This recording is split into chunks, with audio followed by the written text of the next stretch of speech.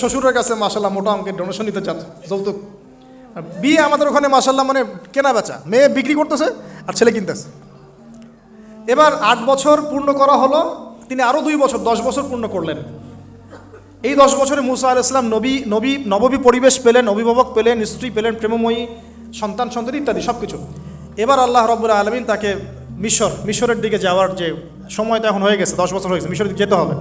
যাওয়ার পথে স্ত্রীর প্রসব বেদনা উঠেছে। তখন মুসা আলাইহিস সালাম আগুন খুঁজছেন। আগুন কি খুঁজছেন ভাই? আগুন খুঁজতে তুর পাহাড়ের ওখানে গিয়ে দেখছেন যে আগুন গাছে জ্বলছে, সবুজ পাতার উপরে আগুন। তিনি অবাক।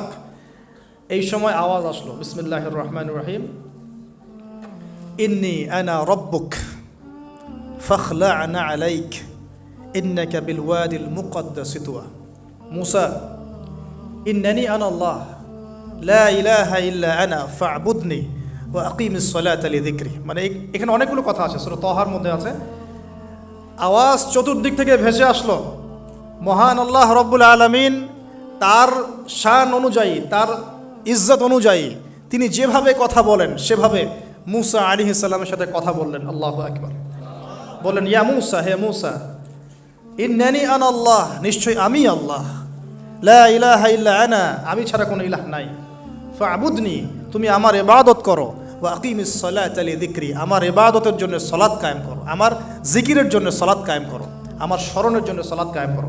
ফাখলা'না আলাইক, তোমার জুতা খুলে ফেলো, ইন্নাকা বিল ওয়াদিল মুকদ্দাসি তুয়া, তুমি তুয়া উপত্যকায় আছো, পবিত্র তুয়া উপত্যকায় আছো। আদব শেখানো হলো। এভাবে অনেক কথোপকথন হলো।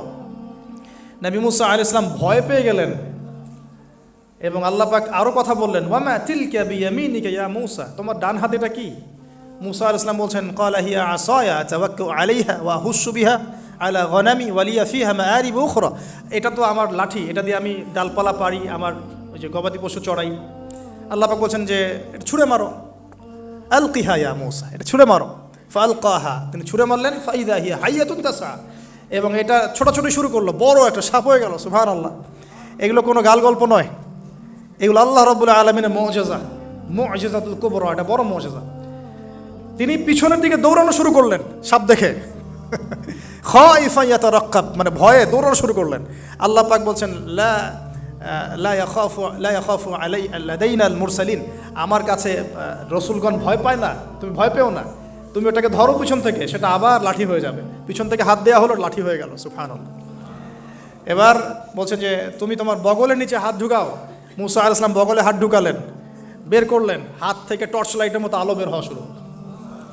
এটা দ্বিতীয় নিদর্শন। কেন দেয়া হলো নিদর্শন? এবার আল্লাহ পাক তার দায়িত্বটাকে বলছেন, তোমাকে নিদর্শনগুলো কেন দিলাম, তোমাকে মনোনীত কেন করলাম, কেন তোমাকে মনোনীত করলাম মুসা, তোমার কাজটা কি? তোমার কাজ এখন এইটা, ইযহাব ইলা ফিরআউনা ইন্নাহু তাগা, তুমি ফিরআউনের কাছে যাও। ফিরআউন সীমা লঙ্ঘন করেছে, মনে আছে ফিরআউনের কথা? সীমা লঙ্ঘন করেছে। তখন মুসা আলাইহিস সালাম তার অপারগতা প্রকাশ করছেন এভাবে। তিনি বলছেন, আল্লাহ, আমার তো জিহ্বায় জড়তা আছে, আর আমি তো ওখানে এক ব্যক্তি, আমার খুনের অভিযোগ আমার কাঁধে, আমি এখন কিভাবে কি করবো আল্লাহ? তখন আল্লাহ রাব্বুল আলামিন বলছেন, এই দোয়াটা করো। কোন দোয়া? মুসা আলাইহিস সালাম করলেন, রব্বি ইশরাহ লি সাদরি, হে আল্লাহ, আমার বক্ষ প্রশস্ত করো, ওয়াসসির লি আমরি, আমার কাজকে সহজ করে দাও, ওয়াহলিল উকদাতাম মিন লিসানি, আমার জিহ্বার সমস্ত জড়তা দূর করে দাও, ইয়াফকাহু কাওলি, যাতে মানুষ আমার কথা বুঝতে পারে। আর আমার সাথে আমার পরিবারের মধ্যে ওযীরুম মিন আহলি, আমার পরিবারের মধ্যে একজন ওযীর আমাকে দাও, সাথী। হারুন আখি, আমার ভাই হারুনকে দান করো। সুবহানাল্লাহ। তা হারুন আলাইহিস সালামকে নবুয়ত দেওয়া হলো। দুজনকে আল্লাহ পাক এখন বলছেন, ইযহাবা ইলা ফিরআউন, তোমরা দুজন এখন ফিরআউনের কাছে যাও।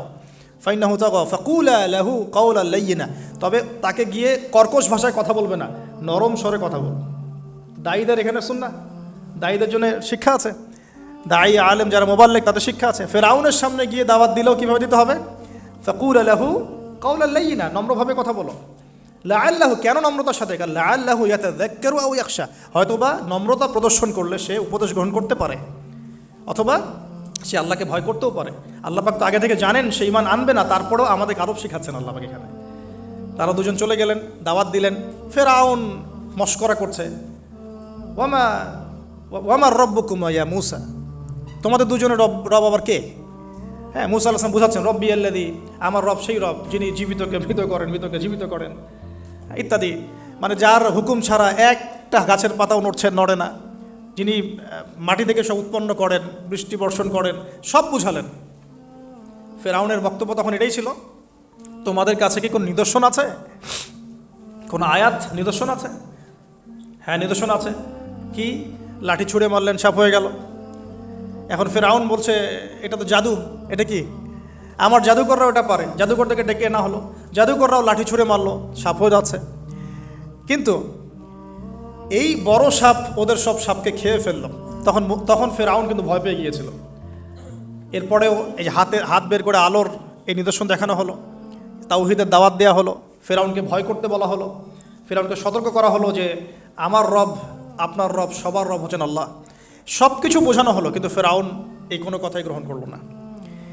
এরপরে সে বনু ইসরাইলকে ডিভাইড অ্যান্ড রুল করলো। ডিভাইড অ্যান্ড রুল মানে ওদেরকে ভাগ করতো এবং রুল করতো, ঠিক যেটা এখনকার গ্লোবাল অ্যাফেয়ার্সে করা হচ্ছে। ডিভাইড অ্যান্ড রুল, আমাদেরকে তারা ভাগ করে দিয়েছে, আমাদের পুরো কমিউনিটি, গ্লোবাল মুসলিম কমিউনিটিকে তারা ভাগ করে দিয়েছে এবং রুল, শাসন করছে। এবং কারো গায়ে আঘাত লাগলে আরেকজন গিয়ে সেই ব্যথা নিরসন করতে চায় না, বরং অপেক্ষা করে, আমার গায়ে তো আর আসে নাই, তার গায়ে আসছে। ঠিক আছে, ব্যাপারটা এটা শুধু গ্লোবাল অ্যাফেয়ার্স না, এটা সবখানে, একটা রাষ্ট্রের ভিতরেও ঢুকে গেছে। ওই ভাইকে বলছে বলুক, আমাকে তো আর কিছু বলে নাই, ওকে গায়েব করে ফেলুক, আমাকে তো আর কিছু করে নাই, ও ভিতরে গেছে, আমাকে তো কিছু বলে নাই। এই আচরণের কারণে আস্তে আস্তে আস্তে আস্তে মুসলিমদের শক্তি সব সংকুচিত হয়ে আসে।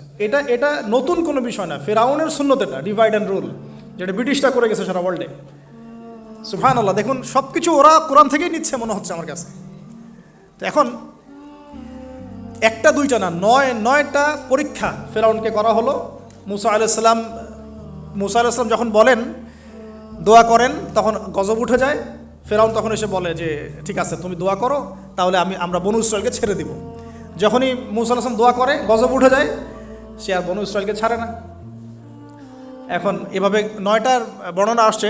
একবার আসছে পঙ্গপালের শাস্তি, একবার আসছে ব্যাঙের শাস্তি, একবার আসছে মহামারীর শাস্তি, একবার আসছে উকুনের শাস্তি, একবার রক্তের নদী। এরকম 9টা আযাব আল্লাহ পাক দিয়েছেন কাদেরকে? এই ফেরাউনের সম্প্রদায়। সর্বশেষ, আমি লম্বা করলাম না, সর্বশেষ যেটা হয়েছে, কারণ আমি কনক্লুশনে কিছু পয়েন্ট বলবো। সবশেষে যেটা হলো, 20 বছর, কত বছর? প্রায় 20 বছর জুলুম করলো ফেরাউন দাওয়াত পাওয়ার পরে। প্রায় 20 বছর। দাওয়াত পাওয়ার আগের কথা তো বাদ, ইসলামের দাওয়াত পাওয়ার প্রায় 20টা বছর সে বনু ইসরাইলকে এভাবেই টর্চার করতে থাকলো। 9টা নিদর্শন আসলো, কোনোটাই সে গ্রহণ করলো না। এবং সর্বশেষ তার কল ছিল যে আমি ছাড়া তোমাদের কোনো রব আছে এটা আমি জানি না, নাউজুবিল্লাহ। এবং সূরা নাবার মধ্যে আল্লাহ বলেছেন যে ফেরাউন বলেছিল আনা রব্বুকুমুল আ'লা, আমি তোমাদের মহান রব, নাউজুবিল্লাহ। এই ছিল ফেরাউনের শেষ স্টেটমেন্ট। এবার মুসা আলাইহিস সালাম বনু ইসরাইলকে নিয়ে চলে যাচ্ছেন মিশর থেকে। ফেরাউন দলবলে ধাওয়া করছে, সামনে সাগর আর পিছনে ফেরাউনের বাহিনী। মুসা আলাইহিস সালাম এখানে বনু ইসরাইলকে নিয়ে একটা রিম রক বলি আমরা, যেটা পাহাড়ে উঠতে সামনেও যেতে না পারে, পিছনেও যেতে না পারে, এরকম একটা অবস্থা। এই সময় মুসা আলাইহিস সালামের গোত্রের কিছু মানুষ বলেছিল যে ইয়া মুসা ইন্না লামুদরাকুন, হে মুসা আমরা তো ধরা পড়ে গেলাম, আমরা মনে হয় আজকে ধরা পড়ে গেলাম। এই অবস্থাতে মুসা আলাইহিস সালাম বলেছিলেন, একটু বোঝার চেষ্টা করেন, পিছনে ফেরাউনের বিশাল বাহিনী, সামনে সমুদ্র, যাওয়ার কোনো জায়গা নাই, একদম কোনো জায়গা নেই, খালি চোখে কোনো জায়গা দেখা যাচ্ছে না। ওই সময় খালি চোখে, বাহ্যিক চোখ দিয়ে কোনো উপায় দেখা যাচ্ছে না। বাহ্যিক চোখে ওই সময় কোনো উপায় দেখা যাচ্ছে না নিষ্কৃতির, নাজাতের।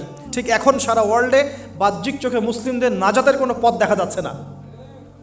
বাহ্যিক চোখ দিয়ে কি করবে মুসলিমরা? খালি পড়াশোনা করবে, না কমিউনিটি করবে, না জিহাদ করবে, নাকি তাগুতের এগেনস্টে লড়বে?